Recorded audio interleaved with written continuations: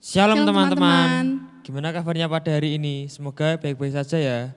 Sebelum mulai beribadah, mari kita bersatu dalam doa. Tuhan Yesus, terima kasih karena Engkau telah mengumpulkan kami semua di rumah masing-masing pada saat ini untuk melakukan ibadah online. Tuhan, kiranya Engkau memberkati ibadah ini dari awal, pertengahan hingga akhir, kiranya semuanya dapat berjalan seturut dengan kehendak-Mu. Terima kasih Tuhan, hanya dalam nama Tuhan Yesus kami berdoa. Amin. Sebelum mulai ibadah pada hari ini, mari kita menyanyikan lagu Bersuka dalam Tuhan.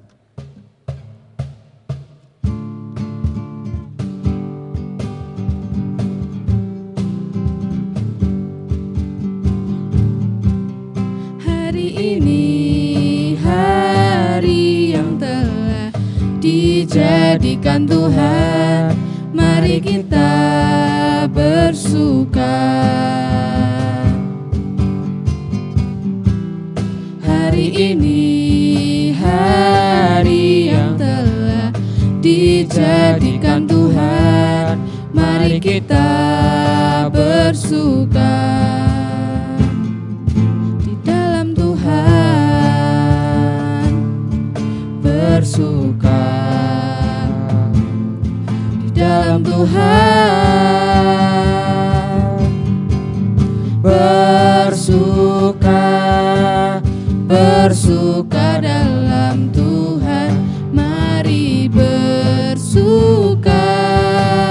Bersuka citalah, oh bersuka. Bersuka dalam Tuhan, sekarang bersuka. Bersuka citalah. Sebelum mendengarkan firman, mari kita menyanyikan lagu Seperti Rusa yang Haus.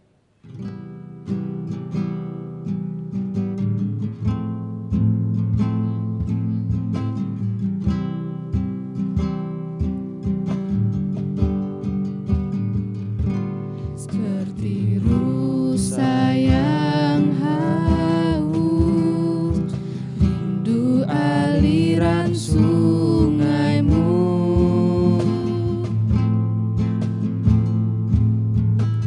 Hatiku tak tahan menunggumu.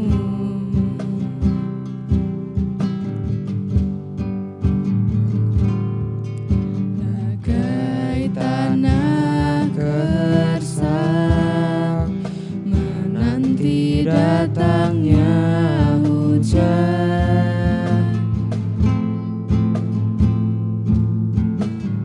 Begitupun jiwaku, Tuhan.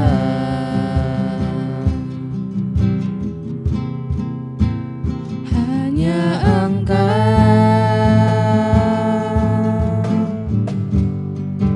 pribadi yang mengenal hatiku. Tiada yang tersembunyi bagimu. Seluruh isi hatiku Kau tahu, dan bawaku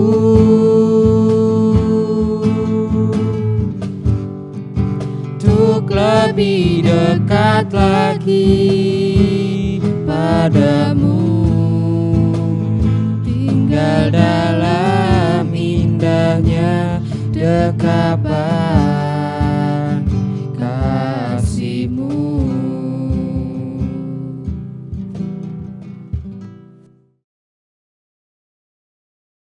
Selamat pagi adik-adik remaja GKJ Salatiga, Shalom.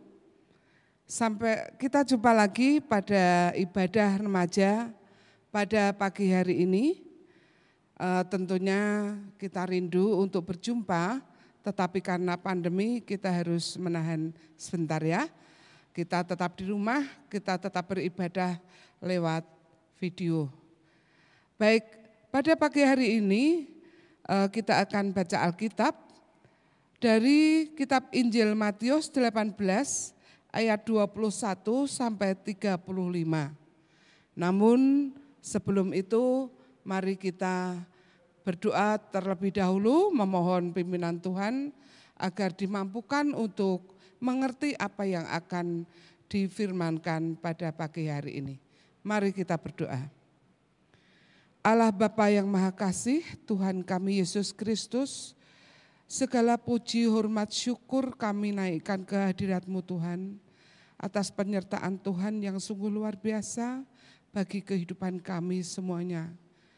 Bila sebentar lagi kami akan mendengarkan firman-Mu Tuhan, kiranya Tuhan mampukan kami untuk betul-betul mendengarkan, biar apa yang akan kami dengar ini boleh kami lakukan di dalam kehidupan kami sehari-hari.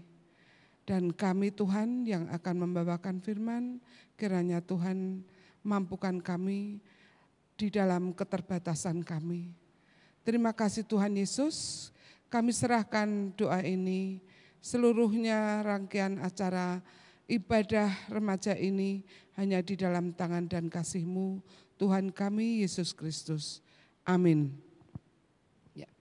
Matius 18 ayat yang ke-21 sampai dengan yang ke-35 yang diberi judul perumpamaan tentang pengampunan. Kemudian datanglah Petrus dan berkata kepada Yesus, "Tuhan, sampai berapa kali aku harus mengampuni saudaraku jika ia berbuat dosa terhadap aku? Sampai 7 kali?" Yesus berkata kepadanya, "Bukan, aku berkata kepadamu, bukan sampai 7 kali, melainkan sampai 70 kali 7 kali. Sebab hal kerajaan surga seumpama seorang raja yang hendak mengadakan perhitungan dengan hamba-hambanya. Setelah ia mulai mengadakan perhitungan itu, dihadapkanlah kepadanya seorang yang berhutang 10.000 talenta. Tetapi karena orang itu tidak mampu melunaskan hutangnya, raja itu memerintahkan supaya ia dijual beserta anak istrinya dan segala miliknya untuk membayar hutangnya. Maka sujudlah hamba itu menyembah dia, katanya, 'Sabarlah dahulu, segala hutangku akan kulunaskan.' Lalu tergeraklah hati raja itu oleh belas kasihan akan hamba itu, sehingga ia membebaskannya dan menghapuskan hutangnya. Tetapi ketika hamba itu keluar, ia bertemu dengan seorang hamba lain yang berhutang 100 dinar kepadanya. Ia menangkap dan mencekik kawannya itu, katanya, 'Bayar hutangmu.' Maka sujudlah kawannya itu dan memohon kepadanya, 'Sabarlah dahulu, hutangku itu akan kulunaskan.' Tetapi ia menolak dan menyerahkan kawannya itu ke dalam penjara sampai dilunasinya hutangnya. Melihat itu kawan-kawannya yang lain sangat sedih, lalu menyampaikan segala yang terjadi kepada tuan mereka. Raja itu menyuruh memanggil orang itu dan berkata kepadanya, 'Hai hamba yang jahat, seluruh hutangmu telah kulunaskan, telah kuhapuskan karena engkau memohonkannya kepadaku. Bukankah engkau pun harus mengasihi kawanmu seperti kamu telah mengasihani engkau?' Maka menyerahlah tuannya itu dan menyerahkannya kepada algojo-algojo, tetapi ia melunaskan seluruh hutangnya. Maka Bapakku yang di surga akan membuat demikian juga terhadap kamu, apabila kamu masing-masing tidak mengampuni saudaramu dengan segenap hatimu." Demikian firman Tuhan yang telah kita baca dari Matius 18 ayat 21 sampai 35. Adik-adik yang dikasihi Tuhan Yesus, siapa di antara kalian yang pernah disakiti? Bagaimana rasanya kalau disakiti? Terus sikap seperti apa yang kalian berikan kepada orang yang menyakiti kamu itu? Mungkin ada yang menjawab, sakit hati dan harus membalas dendam. dan tidak mau kenal lagi. Sekarang misalnya dibalik, kalian yang menyakiti, bagaimana sikap kalian terhadap yang kamu sakiti itu? Coba adik-adik remaja jawab sendiri ya, pernah disakiti atau pernah menyakiti? Adik-adik yang terkasih, sebenarnya disakiti atau menyakiti itu dua-duanya tidak baik. Tetapi kalau kita menyadari semua itu, sebisa mungkin kita tidak harus menyakiti dan tersakiti. Dan apabila itu sudah terlanjur, jalan yang terbaik apabila semua itu sudah terjadi, yaitu meminta maaf dan mengampuni. Ada salah satu nasihat, sebuah nasihat demikian. Kalau engkau tidak pernah menghakimi, engkau tidak perlu mengampuni. Orang yang mudah menghakimi atau cepat menyatakan kesalahan orang lain akan sulit memberikan pengampunan.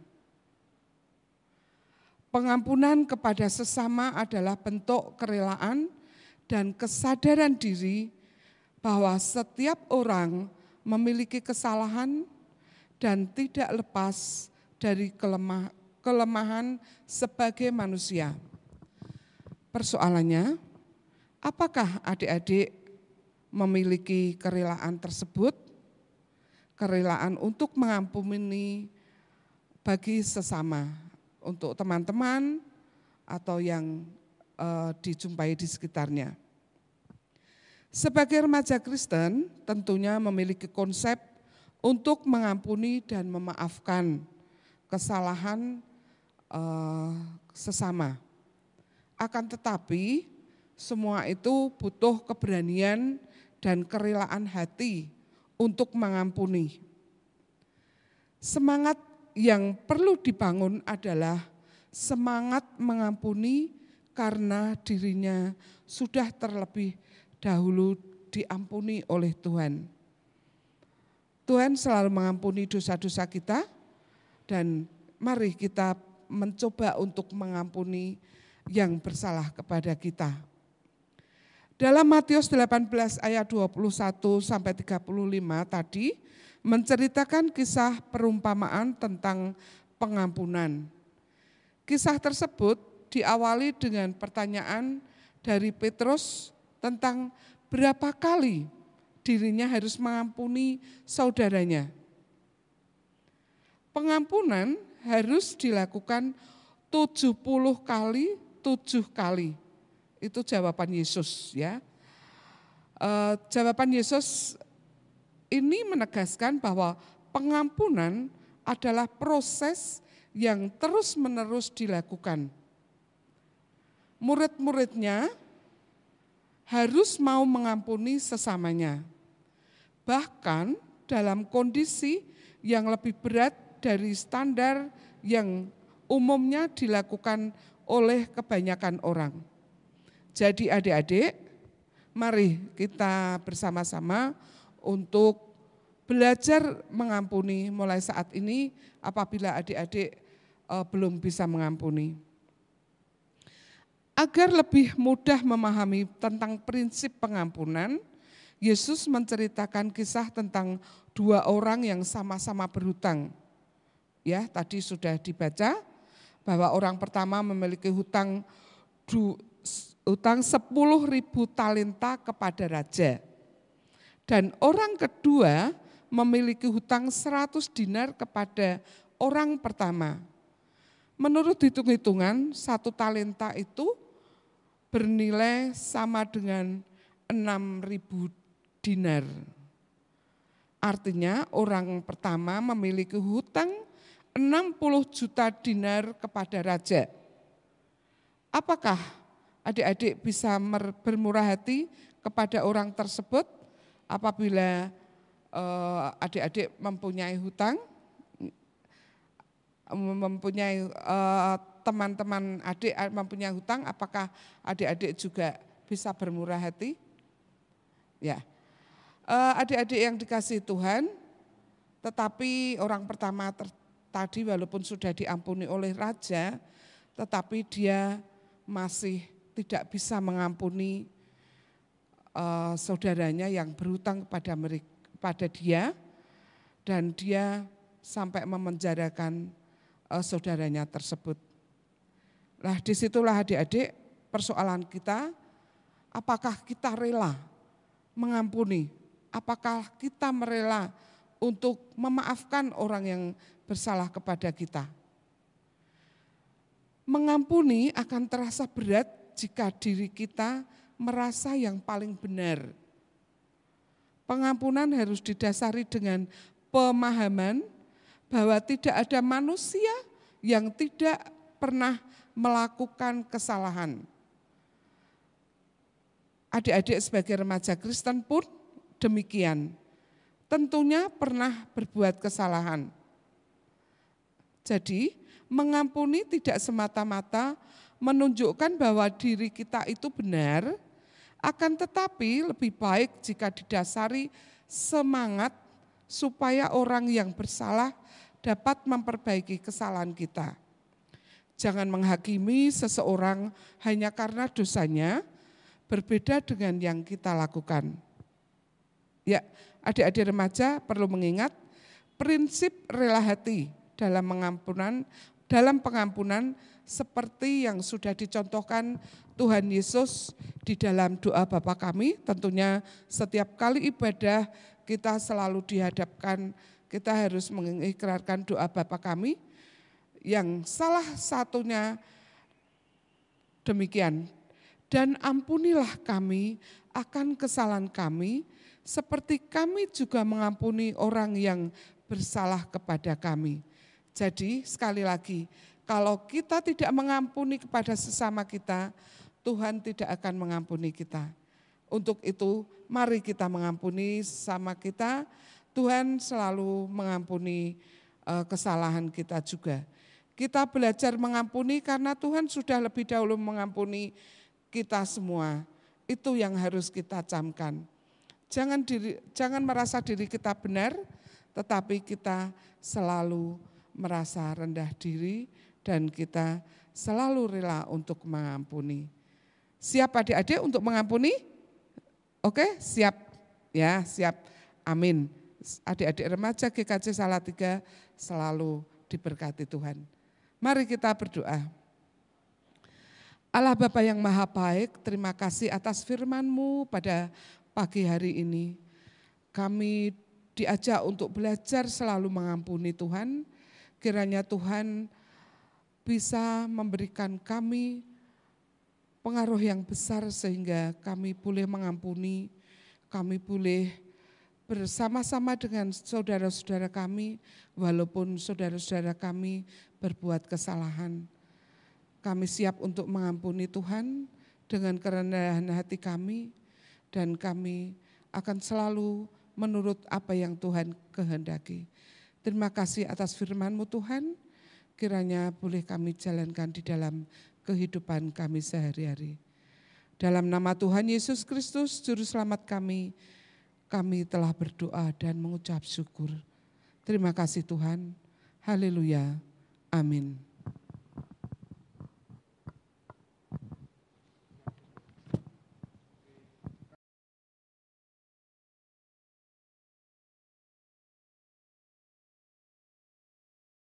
Mari kita mengucapkan pengakuan iman rasuli. Aku percaya kepada Allah, Bapa yang Maha Kuasa, Khalik langit dan bumi, dan kepada Yesus Kristus, anak yang tunggal Tuhan kita, yang dikandung daripada Roh Kudus, lahir dari anak darah Maria, yang menderita di bawah pemerintahan Pontius Pilatus, disalibkan, mati dan dikuburkan, turun ke dalam kerajaan maut. Pada hari yang ketiga, bangkit pula dari antara orang mati, naik ke surga, duduk di sebelah kanan Allah, Bapa yang Maha Kuasa, dan akan datang dari sana untuk menghakimi orang yang hidup dan yang mati. Aku percaya kepada Roh Kudus, gereja yang kudus dan persekutuan orang kudus, pengampunan dosa, kebangkitan daging, dan hidup yang kekal. Teman-teman, sembari kita mengumpulkan persembahan, mari kita menyanyikan lagu Bawa Persembahanmu.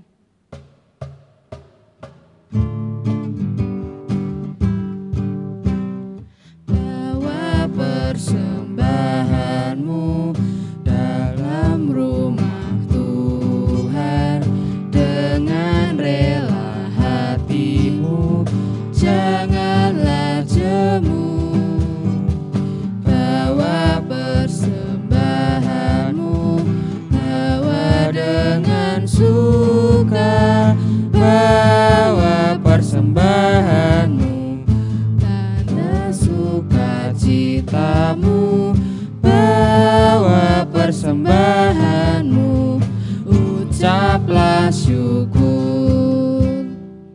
Untuk menutup ibadah pada hari ini, mari kita berdoa. Ya Tuhan, terima kasih Tuhan atas firman-Mu yang indah tadi Tuhan. Setelah kami dengar, sekarang kami akan berdoa untuk bangsa dan negara ini, supaya bangsa dan negara ini bisa terbebas dari segala masalah ya Tuhan. Dan juga Tuhan, kami akan berdoa untuk orang tua kami, supaya orang tua kami selalu sehat dan bisa mencari nafkah untuk kehidupan kami ya Tuhan. Juga Tuhan, berkati teman-teman kami supaya sehat selalu, dan berkati yang minggu ini sedang berulang tahun, berkati agar bisa panjang umur dan sehat selalu ya Tuhan. Tuhan, sekarang kami akan berdoa yang telah Kau ajarkan. Bapa kami yang di surga, dikuduskanlah nama-Mu, datanglah kerajaan-Mu, jadilah kehendak-Mu di bumi seperti di surga. Berikanlah kami pada hari ini makanan kami yang secukupnya, dan ampunilah kami akan kesalahan kami, seperti kami juga mengampuni orang yang bersalah kepada kami. Dan janganlah membawa kami ke dalam pencobaan, tetapi lepaskan kami daripada yang jahat. Karena Engkau-lah mempunyai kerajaan dan kuasa dan kemuliaan sampai selama-lamanya. Amin. Sebelum mengakhiri ibadah pada hari ini, mari kita menyanyikan lagu Bersyukurlah.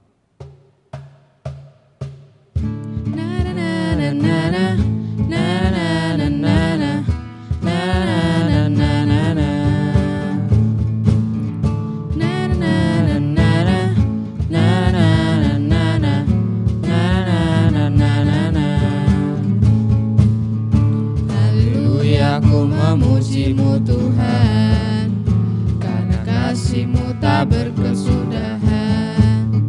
Biar bernafas memuji Sang Raja, di atas gunung dan di dalam samudra. Tanganku ku angkat padamu, mensyukuri rahmat yang Kau beri. Kakiku melompat bagimu, sebab rahmat-Mu baru setiap hari. Bersyukurlah kepada Tuhan, sebab Ia baik, sebab Ia baik.